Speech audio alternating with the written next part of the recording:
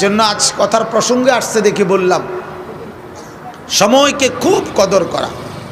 সিএনজির মধ্যে বহু সময় আমাদের, অটোর মধ্যে বহু সময় আমাদের, রাস্তায় দাঁড়িয়ে আছি গাড়ির অপেক্ষায়, এ সময় বহু টাইম আমাদের হাতে অনেক সময় আছে। এই সময়টুকুকে আমরা দামি বানাইতে পারি জিকিরের দ্বারা। বলেন আলহামদুলিল্লাহ। এক মানুষের সওয়াব নেকি অর্জনের সবচেয়ে সহজতর মাধ্যম হলো জিকির।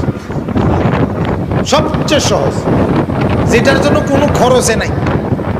হাঁটতে চলতে উঠতে বসতে, অজু অবস্থায় অজুবিহীন অবস্থায়, ফাঁকে ফাঁকে ফাঁকে ফাঁকে ফাঁকে একটু পর পর পর পর বলে যে না 10 বারের কমে হয় না, এমন কোনো না।